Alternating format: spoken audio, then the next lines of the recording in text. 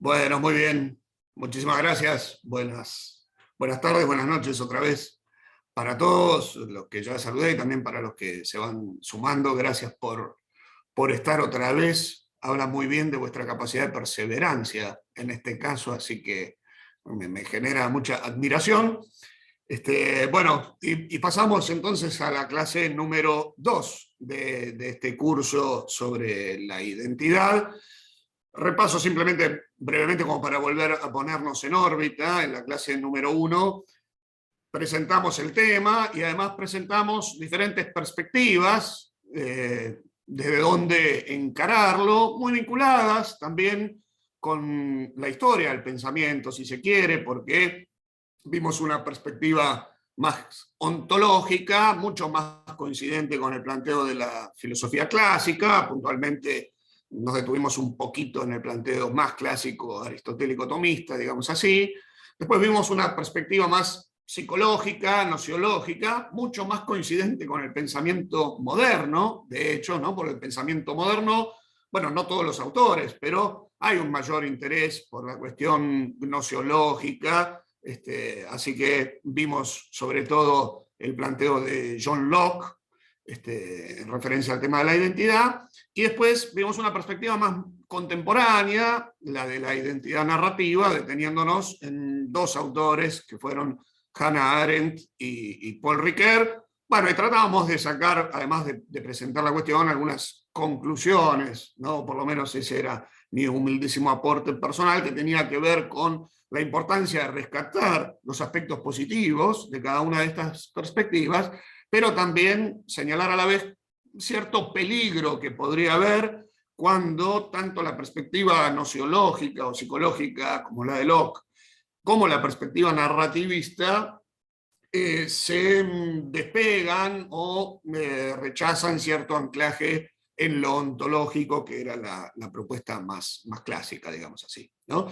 Y la intención de este segundo encuentro es pasar directamente a nuestra época, a la así llamada modernidad, posmodernidad, perdón, y analizar un poco la crisis de la identidad que encontramos en este periodo. Así que, bueno, iremos primero señalando algunos, haremos un análisis un poco desde lo macro, un poco más histórico, político, económico, muy breve, trataré de ser breve en ese punto, y luego detenernos a unos aspectos más psicológicos, sobre todo de la psicología social, sociológicos también y filosóficos, siguiendo a un autor en particular que ahora ya verán.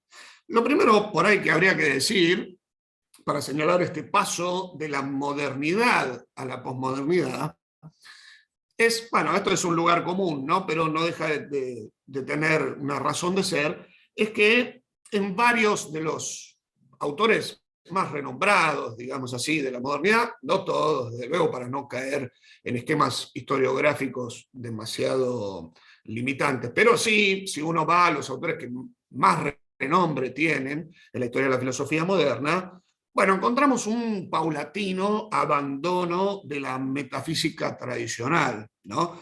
Y en base a eso, la naturaleza, por ejemplo, pasa a ser concebida sobre todo desde una perspectiva mecanicista, a partir de Descartes y demás, y la vida humana, la vida social, por lo tanto, la cultura y demás, pero puntualmente la vida humana, que es lo que nos interesa, pasa a ser concebida como la vida de una conciencia libre. La libertad empieza a tener aquí un rol preponderante, pero se trata de una libertad entendida más bien como sinónimo de independencia, como sinónimo de autonomía, y esto significa concebir al sujeto humano como alguien que se otorga a sí mismo sus propios fines y que en consecuencia va construyendo su esencia. Es decir, lo que encontramos, daría la sensación, es un paulatino abandono de la identidad como algo dado, que es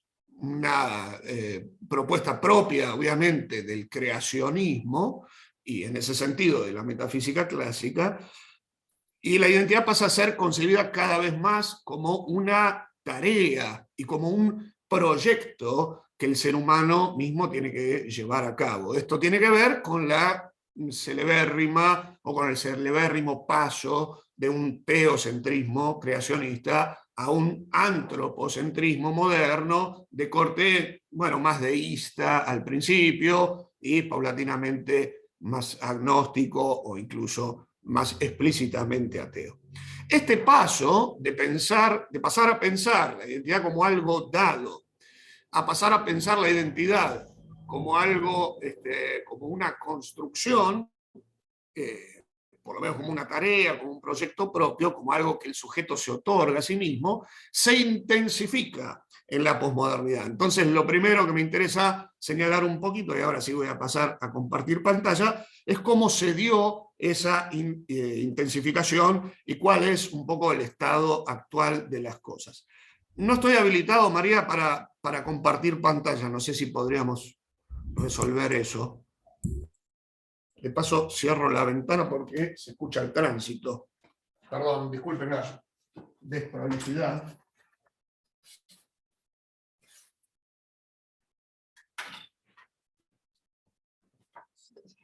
Ahí estoy. Bueno, probamos de vuelta.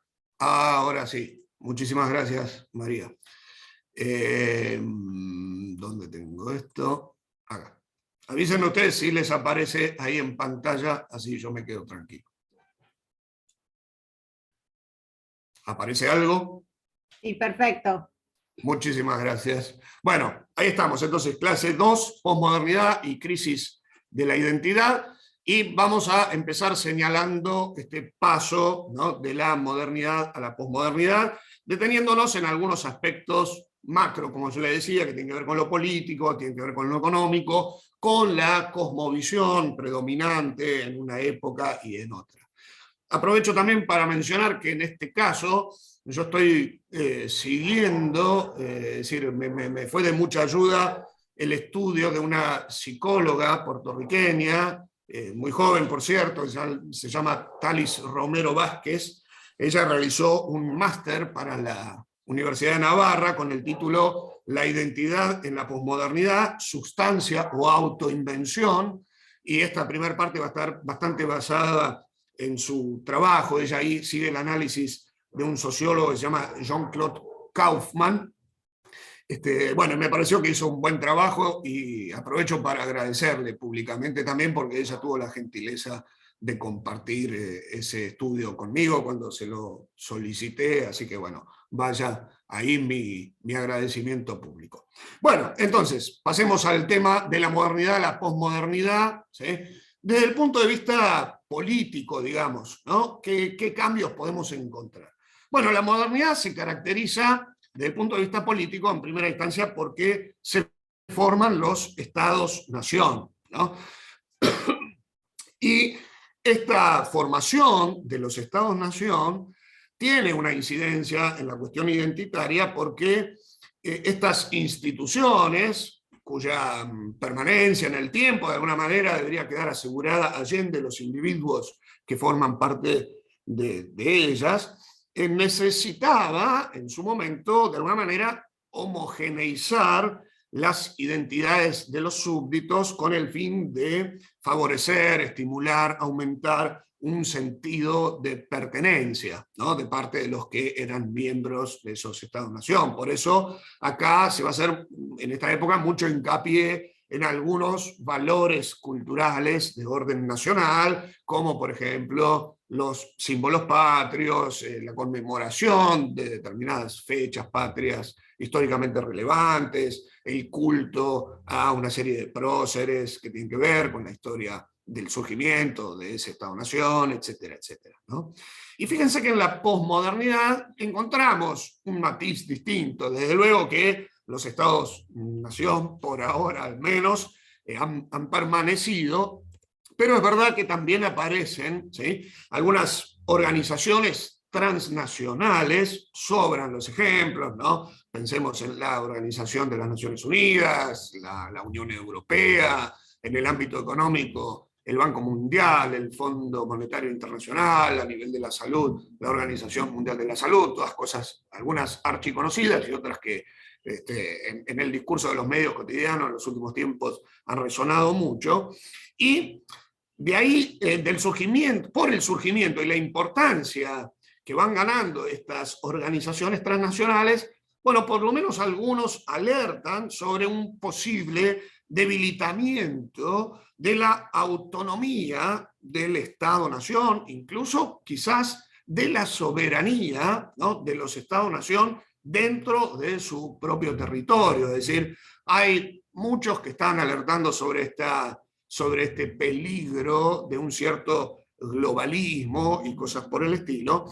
Y dentro de esta atmósfera, obviamente, las identidades nacionales de alguna manera se van debilitando. En lo que respecta al individuo concreto, bueno, esto de alguna manera hace devaluar ese sentido de pertenencia nacional, y el sujeto posmoderno tiende más bien a concebirse a sí mismo dentro de la atmósfera de un cosmopolitismo, ¿no? Es decir, como un ciudadano del mundo en general, de ahí que tampoco haya tantas dificultades ni técnicas, pero tampoco a veces afectivas por ahí, para irse, mudarse a otro país, emprender un proyecto en otro lado, porque más o menos, bueno, somos ciudadanos del mundo y quizás nuestra identidad ya no nos tiene tan arraigados a una nación, a una patria en particular.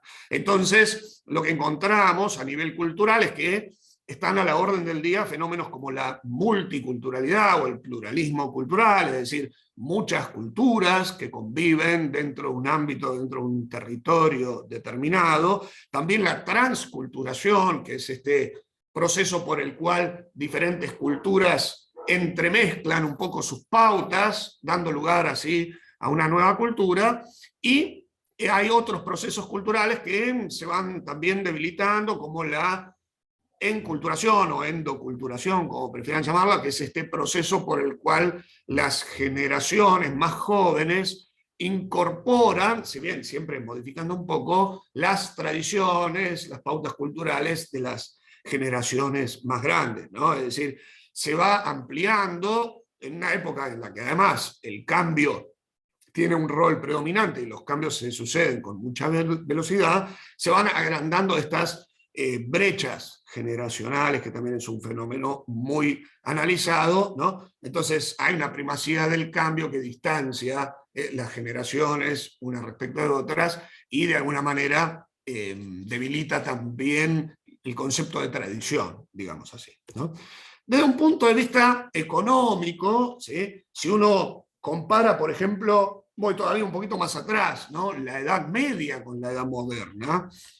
Bueno, en la Edad Media parecería predominar una economía que está sobre todo centrada en la subsistencia y que se mueve dentro de un clima de relaciones más bien personales, quiero decir, interpersonales, y de una producción más bien artesanal. En la modernidad encontramos otra cosa, ¿no? En la modernidad encontramos una economía ya un poco más centrada en la acumulación sistemática, donde la cosa se rige bajo una lógica de tono más bien impersonal, ¿no?, bajo las leyes de la oferta y la demanda, como una especie de leyes naturales, en ese sentido, en un tono impersonal. Además, la producción industrial que ha surgido en la modernidad favorece la producción en serie de los productos y también el trabajo asalariado, lo cual acá también de vuelta encontramos un matiz impersonal en cuanto a las relaciones, y además toma preponderancia el concepto de clase social desde un punto de vista, digamos, del nivel socioeconómico del individuo, la clase social entonces como un factor identitario. En la posmodernidad esto también sufre algunas modificaciones, porque en la posmodernidad encontramos más bien un capitalismo ya postindustrial, es decir, cada vez parece, si uno va sobre las estadísticas, que va creciendo el porcentaje de gente que se dedica a los servicios y no tanto a los productos, es decir, el empleo relacionado con los servicios va creciendo en su porcentaje en relación con el empleo industrial. A su vez, nos encontramos ya no en una sociedad meramente de productores, sino en una sociedad de consumidores, no solamente una sociedad de consumo, sino una sociedad consumista, efectivamente, y un consumismo además que se encuentra dentro de ciertas leyes más bien de tono hedonista, digamos así. En cuanto a los capitales, encontramos mucha mayor movilidad que en la época moderna, es decir, los capitales se mueven sin tanta limitación geográfica, así que tenemos muchos capitales internacionales o empresas internacionales que van polulando por el mundo entero y además se mueven más rápido, porque todo se sucede más rápido, y a nivel laboral, en relación con la economía, también una mayor inestabilidad laboral, que es importante para nuestro tema, porque esto también hace menguar el sentido de pertenencia, ¿no? En general, todavía, yo me acuerdo por ahí, la generación de mis abuelos o incluso de mis padres, ¿no? La estabilidad laboral era algo visto con cierta positividad, es decir, como casi un valor, mientras que en las generaciones más jóvenes no encontramos esta idea, esta finalidad de decir, bueno, voy a encontrar un trabajo en determinada empresa y ahí me voy a quedar laburando el resto de mi vida tratando de progresar, sino que ya a priori está esta intención de ir cambiando de trabajo, de ir modificando la pertenencia desde un punto de vista laboral, ¿no? Asimismo, ¿sí? Perdón, la clase social, por lo tanto, como digamos, marcada por factores económicos, va perdiendo también fuerza como un punto de referencia identitario en la posmodernidad. A grandes rasgos resumiendo, acá encontramos una primacía de la inestabilidad que en la modernidad por lo menos no se daba o no se daba en el mismo tono y en un sentido tan fuerte. Y desde un punto de vista de la cosmovisión, digamos así, de la visión general del mundo, si uno compara el pensamiento, por ejemplo, medieval, donde el hombre es principalmente concebido como criatura, por la cosmovisión teísta, creacionista que predomina de fondo, y la historia es vista entonces como una historia de la salvación, es decir, como una historia que se encamina hacia una finalidad, pero una finalidad que es trascendente. En la modernidad, por este antropocentrismo que recién mencionábamos, va ganando terreno esta idea de pensar al hombre ahora como creador, ¿no? El hombre como hacedor de la cultura, de la historia, de la sociedad, etc. Sin embargo, todavía encontramos una serie de marcos referenciales, todavía permanece esa idea que encontramos en la versión creacionista de que la historia tiene un sentido, de que la historia se encamina hacia un fin, que tiene un sentido teleológico, aunque en este caso de manera secularizada, ¿no? Es decir, el fin de la historia ya no es por ahí la salvación en un sentido trascendente, de un paraíso hacia arriba, sino que se trata de una soteriología inmanente, secularizada, es decir, soteriología hace referencia justamente a esta idea de una salvación, ¿no? De un paraíso, pero un paraíso que ya no es hacia arriba, sino que es hacia adelante, es decir, que se encuentra en el futuro y que va a estar más bien a cargo nuestro, es decir, del ser humano y del progreso humano a través de la razón, la ciencia, la tecnología, etc. Pero aquí, ¿por qué subrayo esto? Porque esto quiere decir que en la modernidad todavía encontramos, como suele decirse, unos grandes relatos, ¿no? Que marcan este sentido, que marcan una finalidad y que por lo tanto le otorgan un cierto orden a los acontecimientos y fundamentan un rol de la sociedad y del individuo dentro de esa sociedad en base a una idea rectora que es al mismo tiempo un proyecto, en cierta medida construido por la humanidad misma, pero bueno, un gran relato orientador al fin. Y eso cambia también en la posmodernidad, ¿no? El filósofo Lyotard ha hecho hincapié sobre todo en esta idea de que en la posmodernidad esos grandes relatos de alguna manera han fracasado, entonces nos encontramos en la época de la muerte de los grandes relatos, y en consecuencia ya no encontramos ese mapa, esa orientación que una idea rectora soteriológica brindaba, aunque sea de manera secularizada en la posmodernidad, en la modernidad, perdón, ¿no? Por lo tanto, en la posmodernidad nos encontramos con un ser humano que tiene dificultades para ver con claridad de dónde viene, a dónde va, y claro, si no sabe de dónde viene y a dónde va, entonces tiene también grandes dificultades para saber dónde está, y por lo tanto no sabe muy bien qué rol cumple, ¿no? Dentro de la historia, y en consecuencia, si no sabe qué rol cumple, tiene también grandes dificultades para saber quién es. Más bien acá, al no haber un relato predominante, ¿sí? Al no haber un proyecto rector que guíe y ordene los acontecimientos, hay una ausencia de parámetros, ¿sí? Y entonces cada uno tiene que escribir su propio relato, tiene que construir su propia identidad, y esto lo tiene que hacer en base a todo lo que venimos señalando de manera resumida, sin un sentido de pertenencia marcado, sin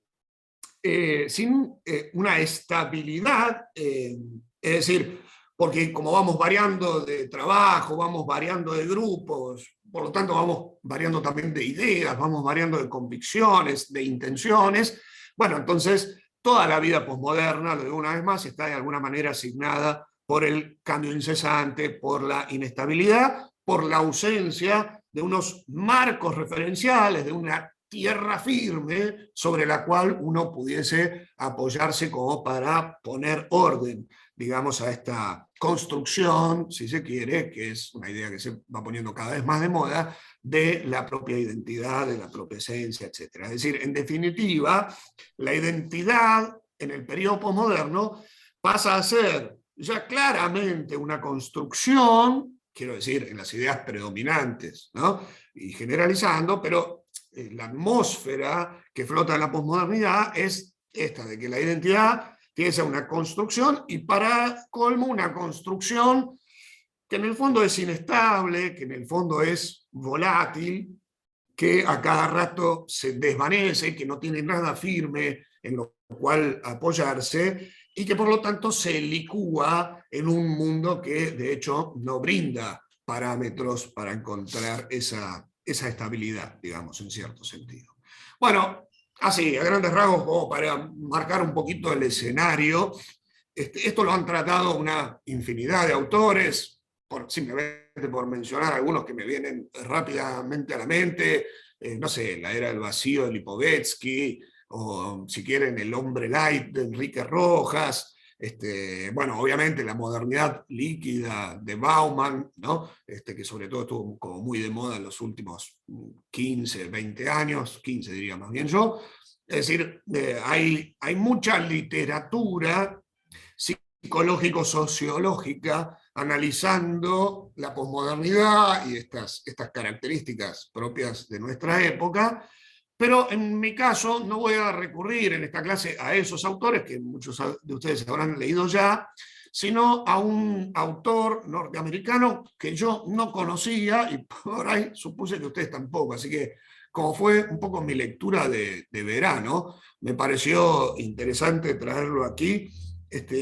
Y es un norteamericano que se llama Kenneth Gergen, o Gergen, como suelen nombrarlo allá en Estados Unidos, y en particular una obra de él que es El yo saturado, porque justamente trata el tema que nos interesa en este curso. Fíjense el subtítulo de la obra, que es Los dilemas de la identidad en la vida contemporánea. Ahí tenemos la edición en inglés, The Saturated Self, ¿sí? Esta es una de las tapas de la versión en español. Acá en español lo editó Paidós. Es un libro que fue editado originalmente en 1991, o sea que lleva ya unos cuantos años, ¿no? Más de 30 años. Tuvo una reedición en el 2001, Así que bueno, después ustedes verán si el diagnóstico que Gergen propone sigue siendo válido o no. A mí en particular me parece que sigue siendo una propuesta que de alguna manera está vigente. Y me pareció bueno traerlo a colación porque es un libro, digamos así, diría yo, es un libro piola, ¿no? En el sentido de que el autor ahí realiza un diagnóstico. Él en realidad es un psicólogo. Psicólogo, nació en el 34 o en el 35, vive aún, así que además de lo que vamos a comentar acá, después si alguien tiene ganas puede buscar, por ejemplo, hay algunas conferencias de él en YouTube, como para verlo a él en vivo y en directo. En general es, por lo poco que pude ver, didáctico y es claro en sus exposiciones.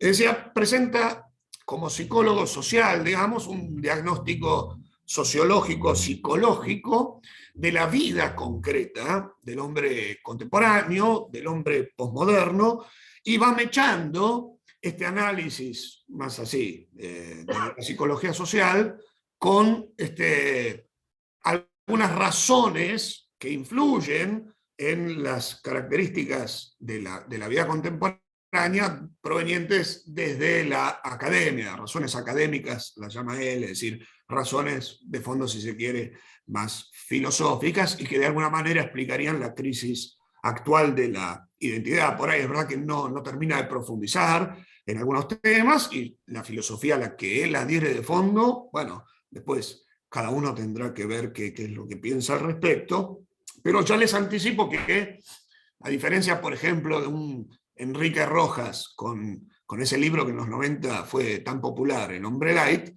en el caso de Gergen no tenemos una crítica tan negativa de la posmodernidad, es decir, él adhiere a una serie de presupuestos y por lo tanto no es una crítica a la posmodernidad desde afuera, y eso también me pareció interesante como para tener en cuenta, no porque no haya una crítica para hacer, yo en particular procuro hacerla, pero bueno, es bueno escuchar también a alguien que mira las cosas desde adentro y un poco coincidiendo con lo que va ocurriendo, tratando de explicarlo desde la vida concreta y desde razones más especulativas, teóricas.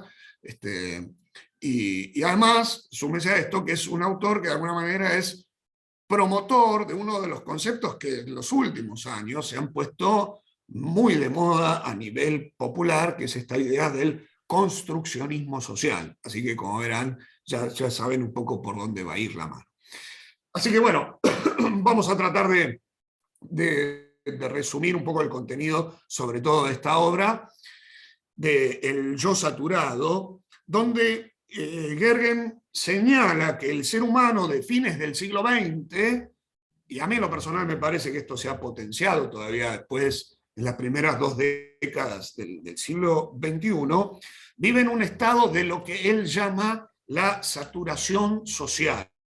Voy a señalar 3 conceptos que me parecen clave en su diagnóstico inicial, ¿no? El primer concepto es este de la saturación social. ¿En qué consiste o cómo piensa, qué es lo que está pensando Gergen cuando nos habla de saturación social?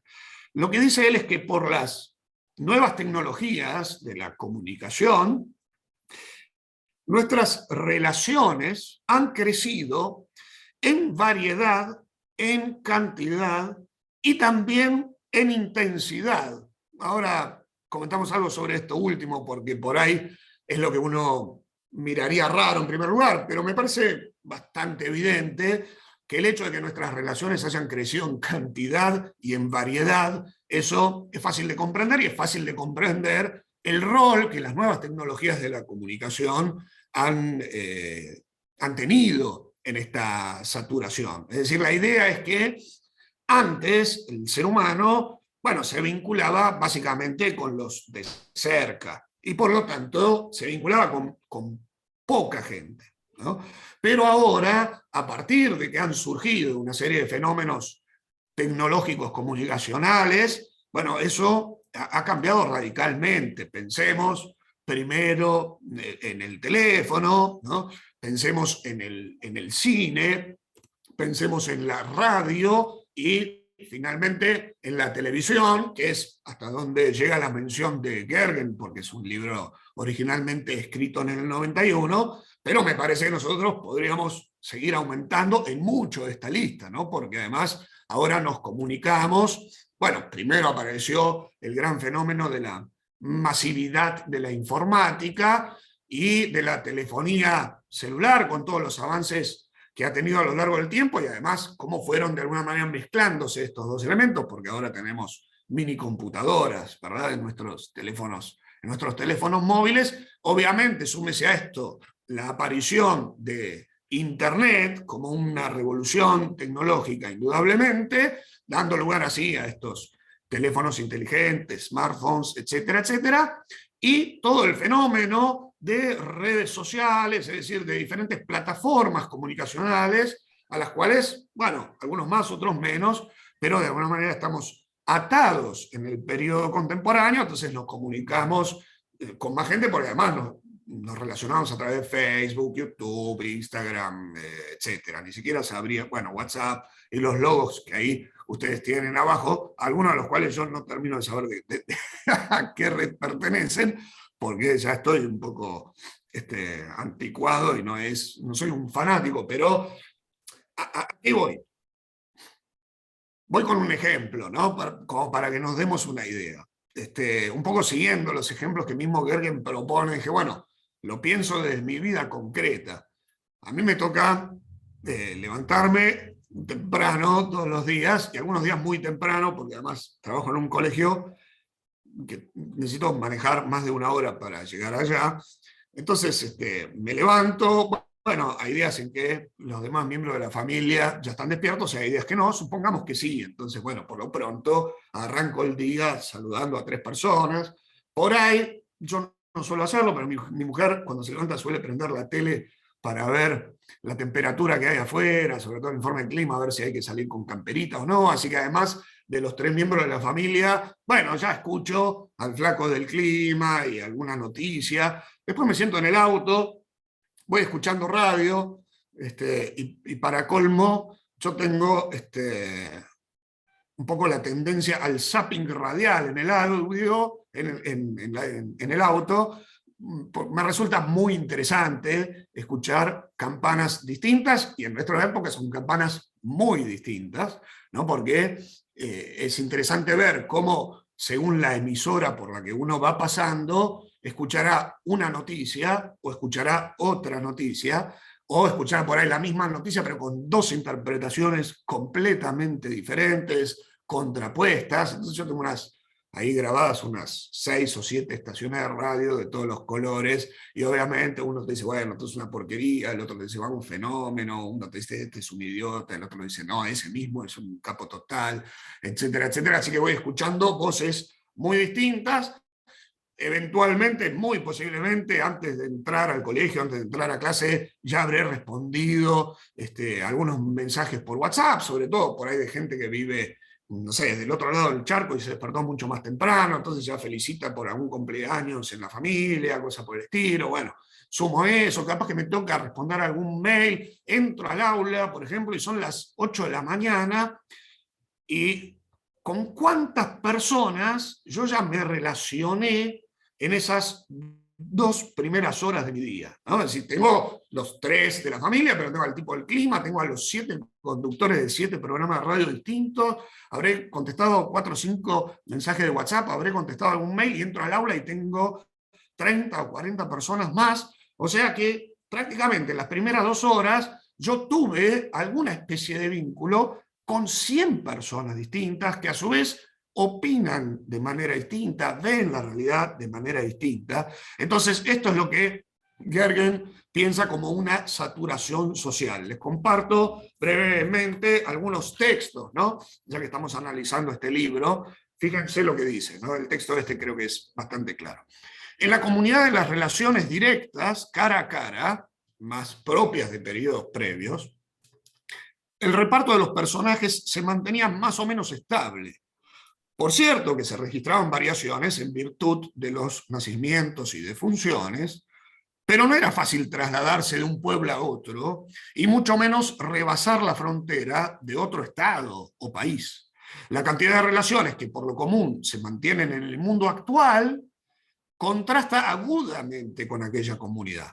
Si se suman los miembros de la propia familia, los noticiarios de televisión por la mañana, la radio del coche, fíjense, son los mismos ejemplos que procuré ilustrar yo, ¿no? Los colegas que se encuentra uno en el tren y el periódico local, el habitante del suburbio que viaja diariamente al centro de la ciudad, puede toparse en las 2 primeras horas de su jornada laboral con las mismas personas, incluidas imágenes y voces de las personas que su antepasado comunitario viera al cabo de un mes, ¿no? Eso, que por ahí antes llevaba un mes relacionarse con tanta gente, o vincularse, o escuchar tanta gente, bueno, nosotros ahora lo hacemos en las primeras 2 horas de una jornada laboral más o menos habitual.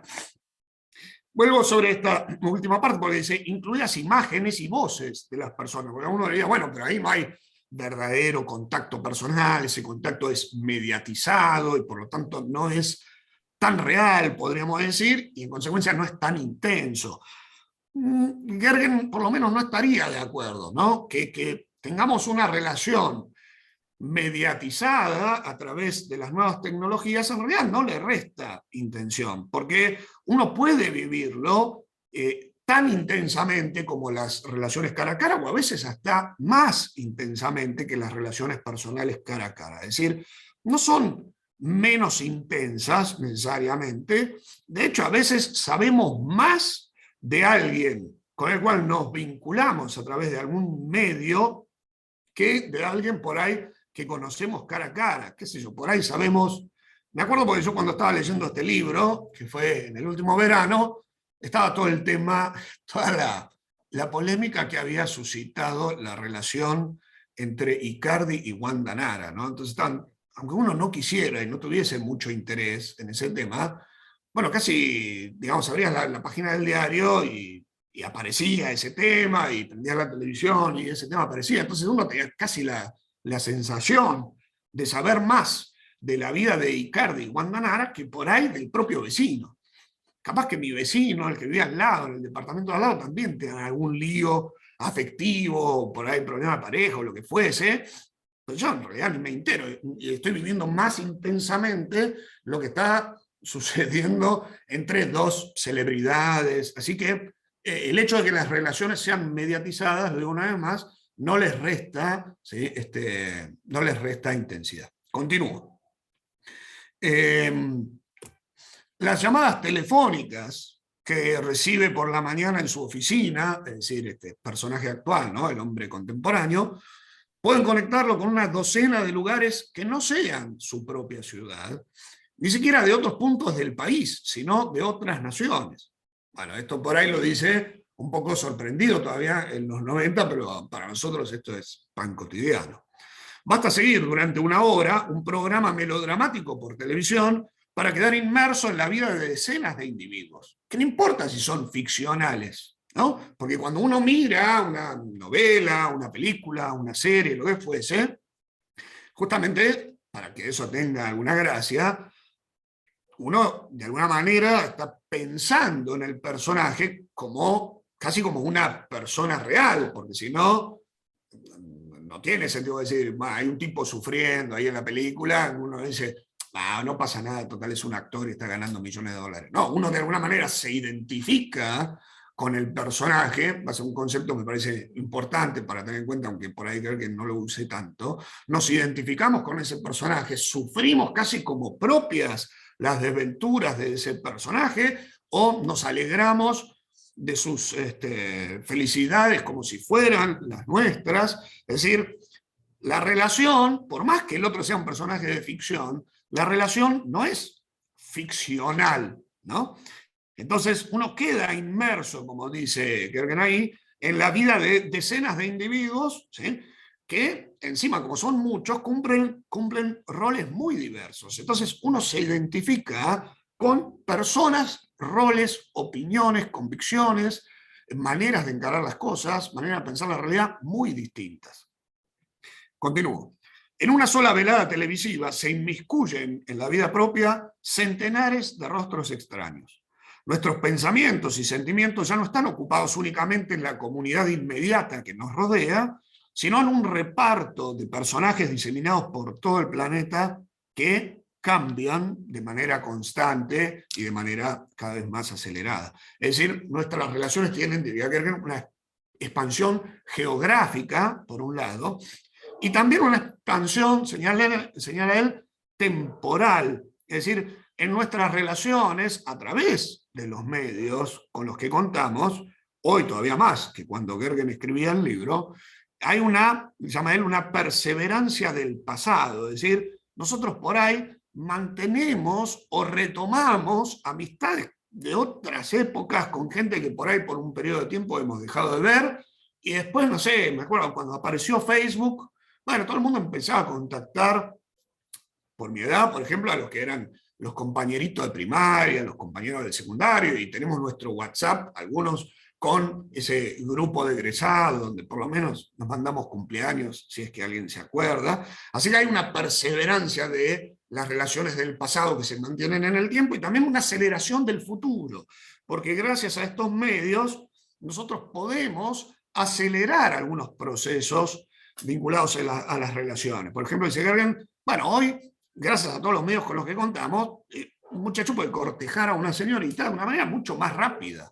Y por lo tanto, esa relación llega a una concretez, digamos así, de manera mucho más rápida. Me acuerdo hace algunos años que asistía al cumpleaños 80, creo que era, de una persona, entonces, de una señora, y el marido contaba, claro, como vivían lejos uno de otro, como una vez por semana él tenía que tomarse un colectivo a un lugar, porque ahí había un teléfono, y entonces ya sabían que él, por ahí, los martes a las 6 de la tarde podían tener un contacto telefónico, y después lo demás seguía por carta, se veía una vez al mes. Bueno, obviamente, ¿no? Para que eso llegue a algo concreto, habitualmente lleva más tiempo. Hoy no, todo eso sucede más rápido, y entonces eso quiere decir que como las relaciones se concretan de modo más veloz, bueno, eso nos da la posibilidad de tener también más relaciones, es decir, las relaciones aumentan en número. Bueno, ese es el concepto central de la saturación social, que le da además título al libro, ¿no? Ahora, si esto es así, si estamos socialmente saturados, entonces lo que también sucede en nuestra época, lo que también se da es una colonización del yo, dice Gergen. Es decir, al conocer tantas personas en escenarios tan distintos, entonces tenemos mayor facilidad para adoptar diversos roles, porque hemos conocido roles muy diversos al haber conocido gente tan diversa, ¿no? Gente en diferentes situaciones. Entonces, al identificarnos con esa diversidad de situaciones, esto hace que de alguna manera tengamos en nuestra interioridad una multitud de posibilidades, ¿no? Es decir, contenemos una multitud en nosotros, dice Gergen, ¿no? Entonces yo soy, por ejemplo, no yo, quiero decir, una persona X. El otro día, por ejemplo, en la sala de profesores de un colegio, un profesor hablando con otro, le contaba que había publicado un libro, bueno, que se hizo la presentación en la Feria del Libro. Yo no estaba al tanto, le digo, qué bueno, es profesor de historia, ¿no? Entonces le pregunté cuál era el tema del libro, suponiendo yo que era por ahí un libro relacionado con la historia. Me dice, no, es una novela. Bueno, entonces ahí tenemos, digamos, al mismo tiempo un historiador, pero también un literato, novelista. ¿Por qué no? No es el caso, pero esa misma persona podría tener al mismo tiempo, no sé, su banda de rock, así que tendría algo de rockstar al mismo tiempo, y los viernes a la noche se junta a jugar la pelota con sus amigos. Entonces es un profesor, pero un profesor de historia, al mismo tiempo es un escritor novelista, es un rockstar, es un jugador de fútbol. ¿Por qué no? Por ahí fantasía con características de algún superhéroe determinado. Es decir, hay una, como decía recién, una multitud adentro de nosotros, porque nosotros nos identificamos con muchos y muchas situaciones. Y eso hace que en nosotros convivan diversos ideales, diversas perspectivas, diversas opiniones, incluso diversas opiniones que hasta pueden llegar a ser contradictorias entre sí, dice Gergen. Por lo tanto, el yo se encuentra colonizado, y por lo tanto nos encontramos en un estado de multifrenia. Es decir, estamos simultáneamente arrastrados en direcciones múltiples, no pocas veces contradictorias, ¿no? Hay una escisión en el individuo contemporáneo porque tenemos muchas posibilidades para elegir qué y quién ser. Y de hecho queremos ser todas ellas en algún sentido. Y por lo tanto queremos hacerlo todo, queremos hacer de todo, queremos dar buenas clases de historia, escribir novelas y jugar a la pelota y tener una banda de rock y además ser un superhéroe y ser un Latin lover, etcétera, etcétera, etcétera. Y resulta que eso es muy costoso, ¿no? Cuesta mucha energía, por lo pronto, cuesta mucho tiempo, no pocas veces cuesta también mucho dinero, y genera entonces en el ser humano una especie de desgaste, una sensación de ahogo y también un sentimiento de culpa, porque al querer hacerlo todo, no podemos hacer todo eso y hacerlo bien. No podemos llevar a cabo todas esas posibilidades de la mejor manera posible. Así que estos son los tres conceptos, ¿no? La saturación. Lo sacó. Lo dejó ahí. ¿Sí? Ahí Claro, tenemos a levantamos la María mesa, Jimena. Gracias, muy amable.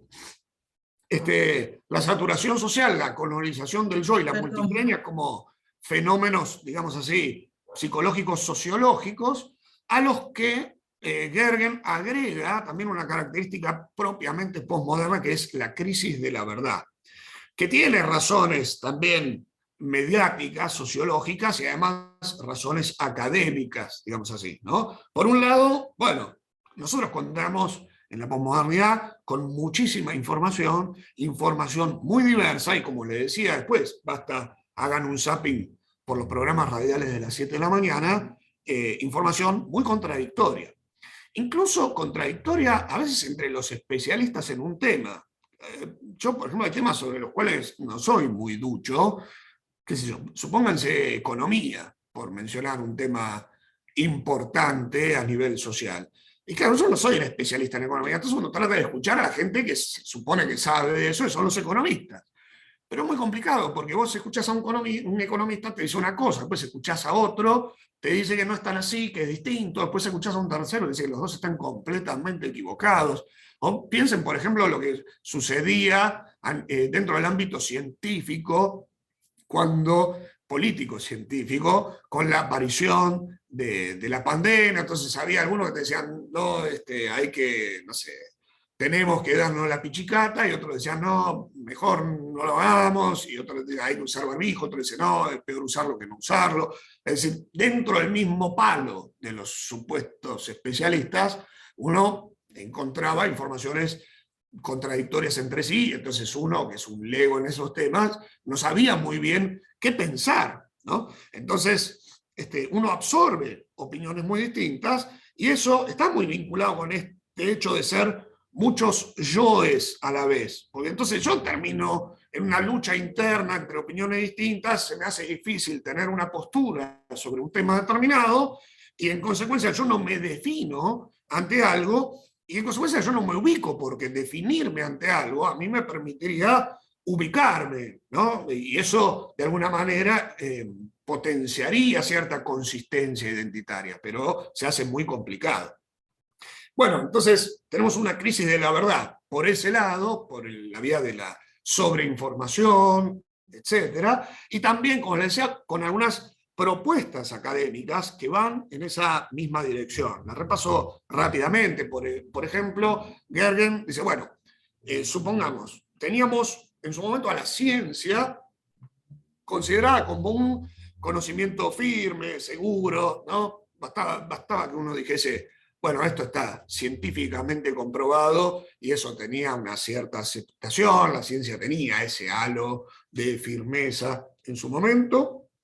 Pero si uno lee a Thomas Kuhn, bueno, eso de alguna manera empieza a desmoronarse. No vamos a dar aquí una clase sobre Thomas Kuhn, pero este epistemólogo, ¿se acuerdan que mencionaba que en realidad las supuestas verdades científicas, bueno, son verdades no en un sentido objetivo, porque a la larga todo depende de la perspectiva desde la cual se abordan los temas, y esa perspectiva a su vez tiene que ver con un consenso dentro de la comunidad científica que da lugar a un paradigma científico determinado. Entonces, en una época, bueno, es válido determinado paradigma, desde ese paradigma miramos las cosas, desde ese paradigma observamos, ¿sí?, y explicamos y utilizamos una serie de herramientas científicas determinadas, incluso nos hacemos una serie de preguntas científicas determinadas, bueno, hasta que de repente ese paradigma entra en crisis, se produce una revolución científica y pasamos a otro paradigma, entonces empezamos a buscar otras cosas y empezamos a respondernos otras preguntas,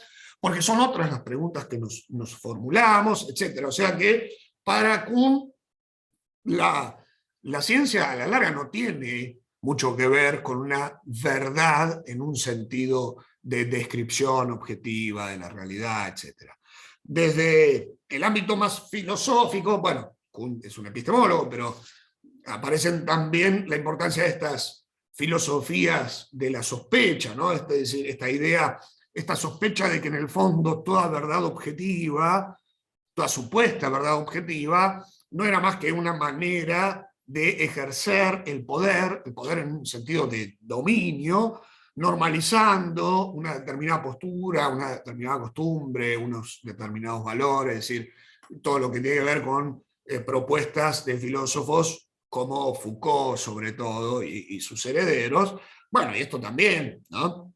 Esta sospecha hizo que entonces esta verdad objetiva, esta supuesta verdad objetiva, entra en crisis porque empiezan a surgir voces que ponen en tela de juicio esas supuestas verdades dominantes y justamente tratan de señalar que esas verdades eran las dominantes porque eran dominadoras, eran herramientas de dominación. Entonces, qué sé yo, una determinada concepción de la feminidad, bueno, un supuesto instinto maternal, natural, cosa por el estilo, en el fondo no sería más que una verdad dominante, dominadora, para que la mujer adopte un rol social determinado y no pretenda ocupar lugares que por ahí los varones no quieren que ocupen, etcétera, etcétera, ¿no? Entonces tenemos la crítica feminista o ciertas críticas antirracistas que vienen inspiradas de alguna manera por estas filosofías de la sospecha. Junto con esto, posturas idealistas, ¿no? Saben que el idealismo como postura filosófica consiste justamente en decir que nosotros no conocemos la realidad, sino que conocemos nuestras ideas, ¿no? Un idealismo desde el punto de vista nociológico. Bueno, si adoptamos esa postura, que Gergen no tiene mayores inconvenientes en suscribir a ella, desde esa perspectiva ya no tiene mucho sentido la distinción sujeto y objeto. Y por lo tanto, el objeto, la cosa en sí, digamos así, deja de tener justamente su objetividad, pero no solamente la cosa conocida deja de tener su objetividad, sino que por su misma lógica interna deja de tener objetividad también el sujeto que conoce. Desde un idealismo, en consonancia con su lógica interna, deja de tener sentido la pregunta por la esencia del sujeto. Y otra cosa que también Gergen subraya mucho es el giro lingüístico, sobre todo a partir de autores como Wittgenstein, su teoría de los juegos del lenguaje. No voy a detenerme en eso porque si no esto va a ser interminable. También de autores que encaran el problema del lenguaje ya no desde el análisis lógico del lenguaje, sino desde la crítica literaria y demás. Es decir, la idea del deconstruccionismo de autores como Derrida y su idea de que nada hay fuera del texto. En resumen, a través de este giro lingüístico, el lenguaje deja de ser concebido como algo que hace referencia a una cosa en sí, que describe la cosa en sí misma, es decir, donde hay una realidad que tiene un sentido y nosotros tratamos de expresar ese sentido, primero captándolo a través del pensamiento y luego expresarlo a través del lenguaje. Entonces acá ya el lenguaje no hace referencia a esencias reales, sino que es una estructura anterior incluso al sujeto concreto, en la que cada elemento de esa estructura remite a otro elemento de la misma estructura, y dentro de esa estructura encuentra su sentido, es decir, una visión inmanentista, digamos así, del lenguaje, donde el lenguaje entonces pierde su objetividad y se pierde de vuelta en la objetividad de lo que se dice, pero se pierde en consecuencia, dice Gergen, también la objetividad del que lo dice, es decir, del sujeto hablante. De modo que Gergen observa con mucho acierto, me parece, en este sentido descriptivo, la íntima vinculación entre la crisis de la verdad, sumado a la saturación, la colonización del yo y la multifrenia, cómo todo esto, digamos, está íntimamente vinculado con la crisis de la idea de un yo auténtico, ¿no? Es decir, el estado de situación parecería ser un estado en el que las identidades se diluyen. Eso lo podemos observar, sobre todo, los ejemplos más fáciles son los ejemplos culturales o artísticos, ¿no? Vieron que en los últimos decenios, bueno, ya no hay identidades artísticas tan marcadas, hay una mezcla de estilos, hay una mezcla de géneros, qué sé yo. Me acuerdo, por ejemplo, la discusión, ¿no?, que se suscitaba cuando apareció Piazzolla como compositor de tango. Esa era la pregunta de la discusión, ¿no? Piazzolla hacía un tango nuevo, entonces eso generó mucha polémica entre los tangueros de la vieja guardia, que decían, esto no es tango, puede estar bueno, no, pero es otra cosa, el tipo mete unos acordes yaceros. Bueno, entonces ya empiezan a mezclarse los géneros, empiezan a mezclarse los estilos. Incluso dentro del ámbito artístico empieza a surgir la pregunta de qué es arte y qué deja de serlo, ¿no? Es decir, agarra un mingitorio, lo ponemos sobre un pedestal, lo metemos en un museo, lo llamamos La Fontaine, como hizo Duchamp. ¿Es arte? Eso, ¿no? ¿En qué sentido? ¿No? Pegamos una banana con cinta scotch sobre la pared, ¿eso es un fenómeno artístico? ¿Es puro chamullo? Bueno, son preguntas que marcan de alguna manera cómo lo identitario, las nociones, las esencias van perdiendo fuerza, se empiezan a diluir, hay una situación en la que las fronteras son difusas, ¿no? A punto tal que ya se hace, en algunos autores, según algunos autores, se hace difícil responder a la pregunta ¿qué es un ser humano? ¿Qué no lo es? Bueno, ahora lo veremos en algún texto. Súmese la desconfianza en la verdad, porque no le creemos ya tanto a las noticias que recibimos, porque además sabemos, ¿no?, que cada medio informativo se guía por ciertos factores, ya sea ideológicos, económicos, políticos, que buscan el rating y por lo tanto ponen en el horario central o en primera plana lo que les conviene poner para vender más, aunque quizás de hecho no sea una noticia tan relevante, pero ahí, digamos, se van corriendo hacia el sensacionalismo, etcétera, y construyen una hiperrealidad, diría Baudrillard, bueno, en la cual nosotros entonces nos movemos en un mapa que ya no sabemos si a la larga nos sirve como referencia hacia la cosa en sí, hacia la realidad. Y dentro de esa atmósfera, ¿y entonces qué es mi verdadero yo? ¿No? Es muy difícil saberlo, dice Gergen, porque uno ya no sabe cuáles son las verdaderas, auténticas motivaciones, pensamientos, emociones, y súmese a esto, que vivimos en una sociedad con cambios incesantes, cada vez más veloces, es decir, donde predomina la estabilidad y por lo tanto la mismidad va perdiendo terreno, y si no hay estabilidad, como dijimos la otra vez, y lo vamos a decir en todas las clases, si no hay estabilidad, si no hay mismidad, y entonces, ¿en qué sentido podemos seguir hablando de identidad? Por lo menos no en ese sentido medio clásico, ¿no?, medio tradicional. Y fíjense cómo lo dice Gergen en otro de sus fragmentos. Dice, esto es ya ahí por la página 195 del libro, señala el autor, como característica, ¿no?, de la crisis identitaria en la posmodernidad. La creencia en la existencia de cosas en sí, netas y diferenciables, se hunde a lo largo de un amplio espectro. A medida que desaparece de las artes plásticas, de la arquitectura y la música, la distinción entre el hecho y la ficción, entre lo cultural y lo kitsch, entre un género y su opuesto, también se desdibujan las fronteras del yo.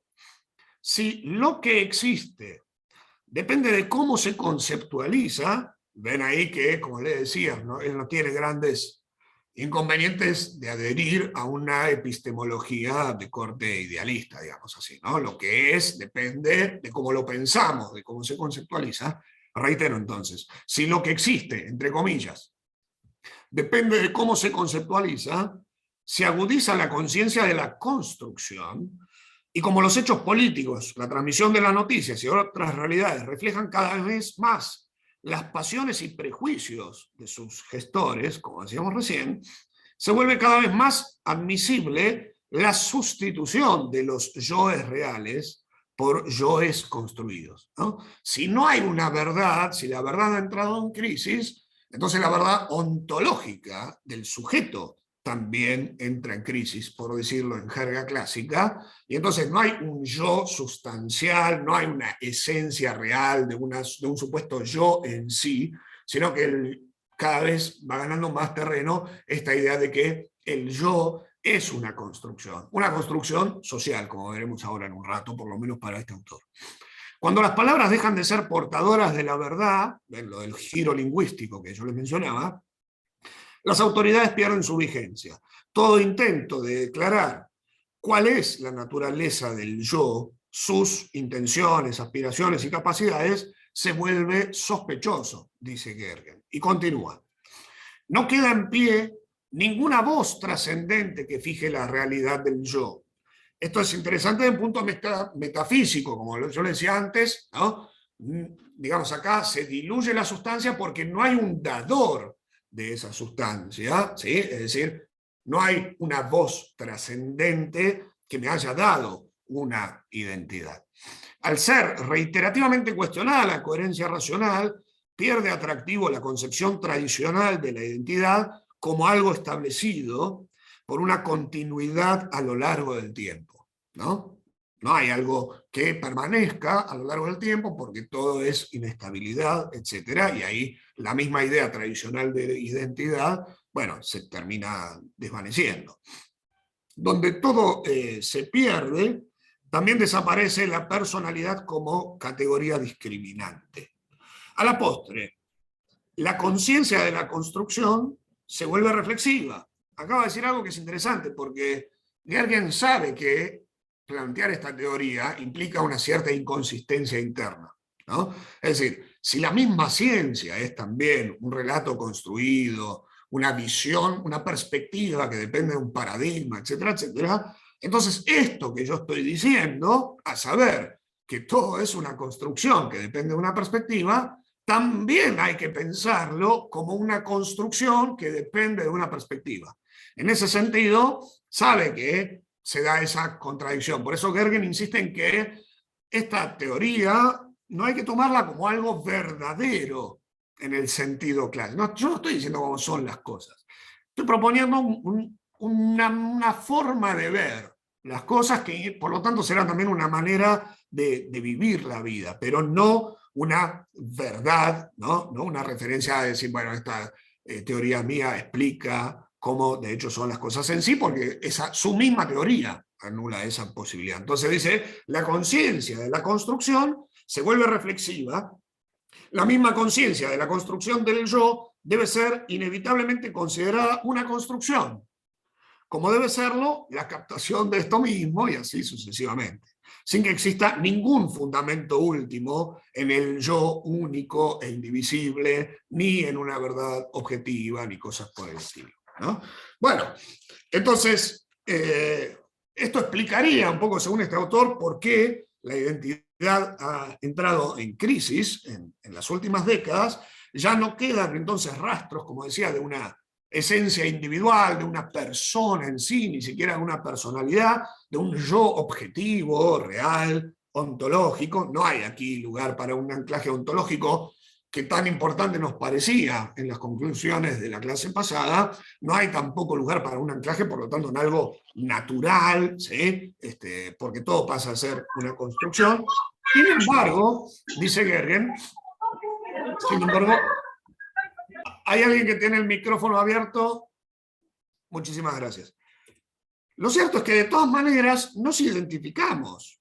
Es decir, se diluye, se desvanece una idea tradicional de la identidad, pero hay algo identitario. Pero claro, ya no va a estar basado en lo natural, en el ser, en una esencia, en algo dado, etc. ¿En qué se basa entonces la identidad del sujeto posmoderno? Se basa en nuestras relaciones con los demás. Es decir, yo a la larga soy tal o cual, me comporto de una manera o de otra según la situación social en la que yo estoy metido. Por eso, el individuo es una construcción, pero es una construcción social. Como dice Gergen, el yo es un producto de las relaciones. ¿Ven? De ahí que él sea promotor de esta idea tan en boga en nuestro tiempo de que todo es una construcción social, incluso nosotros, ¿no? Esta es su tesis del yo relacional, lo llama él, ¿no? Es decir, él dice que el paso de la modernidad a la posmodernidad está marcado por un proceso en el que se pasa de hablar de un yo real como algo estable, cuasi ontológico, como algo en sí, al menos, ¿sí?, a un yo relacional, un proceso que se da en 3 etapas. Lo digo rápidamente para no extendernos en demasía. Primero, una primera etapa de manipulación estratégica. Es decir, yo, por la saturación social, por la colonización del yo, por la multifrenia que mencionábamos al comienzo, estoy en una situación en la que yo ya no sé bien quién soy. Entonces lo que me queda es desempeñar un papel, un rol, según el caso, según la situación en la que estoy. Es decir, yo desempeño un papel con el fin de alcanzar algún objetivo determinado. Entonces yo, no sé, en el trabajo quiero lograr este objetivo, me comporto de esta manera, pero en mi casa me comporto de otra manera porque tengo otros objetivos y por ahí cuando salgo a divertirme tengo otros objetivos y me comporto de otra manera distinta. Es decir, hacemos lo que hacemos y en ese sentido terminamos siendo lo que somos como una estrategia, digamos, para lograr un efecto social determinado. Pero claro, esto al principio todavía nos da cierta culpa, ¿no? Porque todavía comparamos este yo inauténtico, este yo falluto, estas caretas, con una supuesta autenticidad. Es decir, todavía pensamos esto como algo inauténtico, lo cual significa que tenemos todavía, ¿sí?, ese concepto de que hay una autenticidad de fondo a la cual estamos traicionando de alguna manera. Pero luego viene un segundo momento, que es el de la personalidad pastiche, dice Gergen, donde ya abandonamos la culpa que nos genera la manipulación estratégica. El sujeto se convierte en un camaleón social que va tomando prestadas identidades de cualquier origen, ¿sí? Si quieren divertirse un rato con esta idea de camaleón social, vean la película Selig, ¿verdad?, de Woody Allen, donde justamente él trata de este tema. Y el sujeto ahora vive esto ya no con culpa, sino con un optimismo por todas las posibilidades que se le van abriendo, ¿no? Es decir, yo ahora ya no estoy tratando de ser quien soy, porque yo en el fondo no tengo una esencia original. Entonces yo soy lo que hago, las oportunidades, se abre el abanico, se abre casi infinitamente, y por lo tanto yo puedo ser cualquier cosa, ¿no? Mi yo pasa a ser una representación. Y finalmente llegamos al yo relacional, donde abandonamos definitivamente esa idea de sustancia, de cosa en sí, y por lo tanto el individuo deja de ser la unidad fundamental de la sociedad y empezamos a pensar las cosas de otra manera, de una perspectiva donde concebimos que es el entorno social el que me construye a mí de una manera u otra. Es decir, que la identidad depende de los rituales sociales de los que participo y que por lo tanto, si uno lo pensara metafísicamente, ¿no?, de alguna manera la metafísica, la relación sustancia-accidentes acá se da vuelta, porque ahora pasan a ser las relaciones las que preceden al yo y son su fundamento, ¿no? Son las relaciones las que le dan sentido a un supuesto yo en la medida en la que se puede seguir hablando de algo así como un yo, ¿no? O sea que dice Gergen, toda supuesta autobiografía en realidad es una sociobiografía, pues son las relaciones y mis diversos roles que voy adoptando en esas relaciones las que de alguna manera van construyendo mi identidad. Voy rápido al texto 3, pero bueno, como estamos justamente resumiendo un libro, me parecía bien, ¿no? Ir sobre algunas citas, lo leo velozmente. Fíjense, dice entonces Gergen, ¿no? La conciencia posmoderna ha traído consigo la anulación de la categoría del yo. Ya nadie puede determinar con total certeza qué significa ser un tipo de persona. Por ejemplo, hombre o mujer. Bueno, esto lo dice en los 90, hoy ven cómo esto se ha popularizado, ¿no? Es decir, todo lo que tiene que ver con las filosofías de género tendrían, muchas de ellas al menos, una matriz teórica a tono con estas ideas que Gergen está proponiendo, aunque no es él, digamos, el creador de esta perspectiva, ¿no? Sino que es una perspectiva a la que él llega a partir de ya fenómenos que socialmente se van sucediendo. Ni siquiera podemos decir con tal certeza qué significa ser persona. Vieron que hace poco había surgido un proyecto de ley de considerar a las mascotas personas no humanas, ¿no? Es decir, ya no sabés qué hacemos con los animales, ¿no? Todo el problema del animalismo, a su vez todo el problema del transhumanismo y discusiones que están hoy muy de moda. Al evaporarse la categoría de la persona individual, se vuelve central la conciencia de la construcción, como ya venimos diciendo. Nos damos cuenta cada vez más de que lo que somos o quienes somos no es tanto el resultado de nuestra esencia personal y por lo tanto tampoco de nuestros verdaderos sentimientos, creencias profundas, etcétera, sino de cómo somos construidos en diversos grupos sociales, ¿no? Ni siquiera la memoria ayudaría mucho por tratar de rescatar lo que pensaba Locke, ¿no? Que veíamos la clase pasada, es decir, uno tiene conciencia de sí mismo como siendo el mismo, y la memoria ahí cumpliría un rol fundamental. Bueno, dice Gergen, ni siquiera, porque la memoria no es tan fiel, ¿no? Y nosotros construimos nuestros recuerdos en base a una cultura en la que estamos inmersos, en base a un lenguaje que es el que utilizamos y podría haber sido otro, en base a un estilo narrativo, o sea que la memoria no es tampoco algo tan confiable, no es algo que tenga la objetividad suficiente como para poder por ahí desde la memoria encontrar una vuelta a algo ontológico. Las etapas iniciales de esta conciencia son las que los tres pasos que recién mencionábamos. Dan lugar, primero, a un sentimiento de que el yo es un artista del fraude social, que manipula imágenes para alcanzar determinados fines, ¿sí? Esa sería la manipulación estratégica que recién mencionábamos. En tanto, la categoría del yo verdadero sigue desapareciendo de la vista, pero se va adquiriendo una personalidad de tipo pastiche, que sería el segundo paso, que consiste en esto: al disfrutar de las enormes posibilidades de ser que brinda un mundo socialmente saturado, dejan de importar la coherencia y la contradicción con uno mismo. Por último, al desactivarse la distinción entre lo real y lo ficticio, entre el estilo de moda y la sustancia, deja de ser inteligible el concepto de un yo individual, que ya sería el tercer periodo propiamente posmoderno del yo relacional. A estas alturas, ya se está preparado para la nueva realidad de las relaciones, que a él le parece un tema fundamental en este sentido, ¿no? Porque las relaciones son el fundamento del yo. Estas hacen posible el concepto del yo. Las antiguas posesiones de la autobiografía, por ejemplo, vinculado a lo que decíamos recién respecto de la memoria, las emociones, que también durante mucho tiempo se creyó que eran naturales, pero se vergan en el fondo, aparecen casos donde no es así, entonces tenemos culturas donde por ahí tienen emociones que en otras culturas no están, etcétera, etcétera.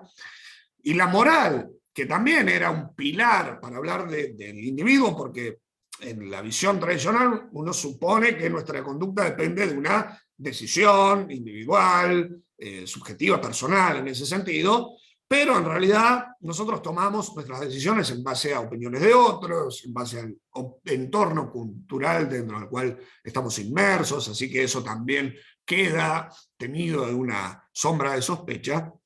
Entonces, reitero, las antiguas posesiones de un supuesto yo, pasan a pertenecer a las relaciones. Parecería que estuviéramos solos, pero somos manifestaciones de la relación, ¿no? Esta es entonces su tesis central del construccionismo social. Bueno, llegados a este punto y continuando con Gergen, esto que voy a decir no es ajeno a su texto, Gergen sabe que esto implica un costo muy grande, ¿no?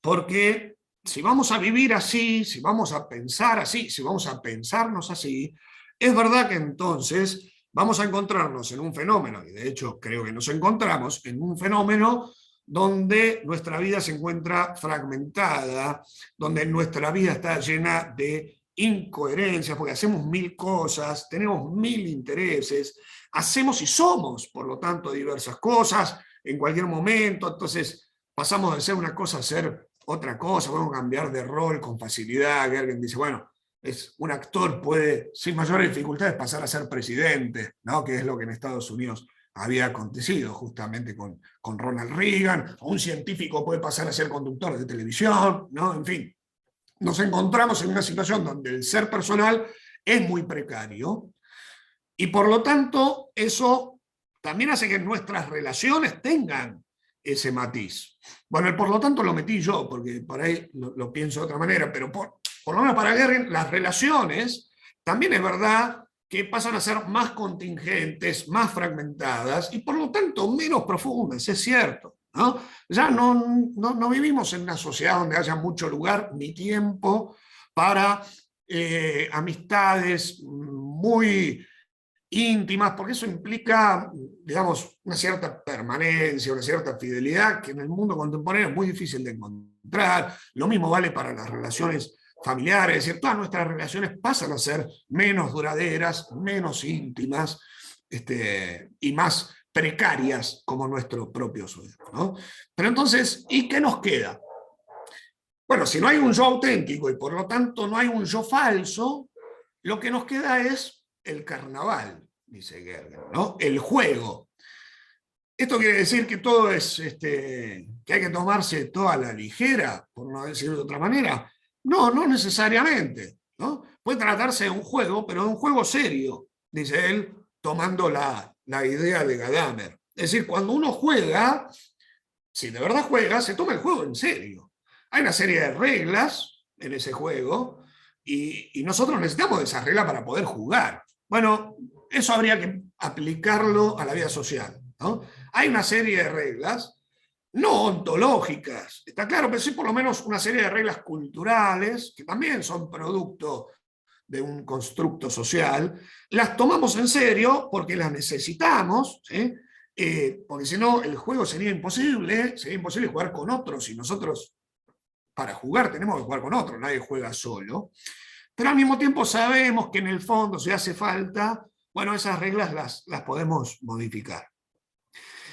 Eso es lo que queda, ¿no? Tomarse la vida como un juego serio, pero juego al fin medio carnavalesco, pero sin que esto signifique un viva la pepa, una ausencia total de parámetros, etc. Uno podría decir, dice Gergen, bueno, esto no es muy satisfactorio, ¿no? Sobre todo para una mentalidad más tradicional.